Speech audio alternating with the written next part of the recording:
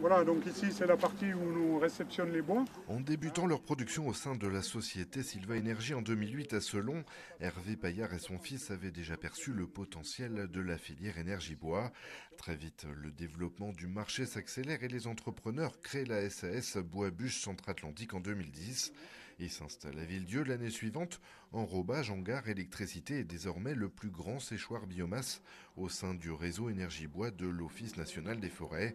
1 million d'euros d'investissement pour transformer la matière première en produit fini, une chaîne maîtrisée de bout en bout. Ce séchoir il va nous permettre toute l'année de garantir une qualité de bois au niveau de l'hygrométrie, de la qualité intrinsèque du bois permanente et contrôlée. C'est-à-dire qu'on va sécher artificiellement, on va mesurer en permanence le degré de séchage du bois, on va l'amener à 20%, donc un bois très sec qui permet d'être brûlé dans tous les poêles modernes à haut rendement, flamme verte entre autres, et on va pouvoir garantir cette qualité régulière, quelle que soit la saison. 3 cellules de séchage de 180 mètres cubes chacune associées à une chaudière d'1 mégawatt. De quoi sécher 22 000 stères sur les 35 000 produites chaque année. Un circuit qui passe de surcroît par les déchets et coproduits du cycle de production. Un procédé vertueux à l'image d'une filière qui se structure entre professionnels et l'unique gestionnaire de forêts publiques. Les bois qui viennent au profit de cette entreprise sont des bois de la région. Donc il faut utiliser une ressource locale, puisqu'on n'utilise en France que la moitié de l'accroissement biologique naturel des forêts. Donc les forêts, si on ne les exploite pas, ce sont des bois qui vont vieillir, qui vont s'abîmer, qui vont poser des problèmes de sécurité.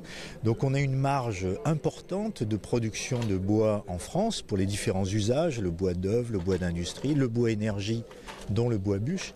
C'est utiliser une ressource locale au profit d'appareils industriels locaux, comme on le voit avec cette entreprise familiale, et au bénéfice de consommateurs locaux. D'autant que le réservoir forestier représente un quart de la superficie française et près de 51 millions de stères seraient consommés chaque année. La filière bois, c'est environ 400 000 emplois à l'échelle nationale et 60 milliards d'euros de chiffre d'affaires. Un enjeu en lien avec la transition énergétique. Pour plusieurs raisons. La première, on est sur l'organisation d'une entreprise qui valorise de la ressource locale, à la fois en termes de matière, en allant chercher du bois dans les forêts les plus proches, les plus près de l'entreprise. Donc le deuxième objectif, c'est de créer de la richesse et que cette richesse économique puisse se valoriser à l'échelle locale. Le troisième objectif, c'est de répondre aux questions, aux problématiques environnementales.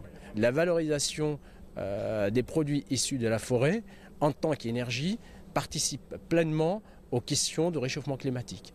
En plein cœur des massifs forestiers, l'entreprise indrienne fait maintenant partie des 5 premiers producteurs français du secteur.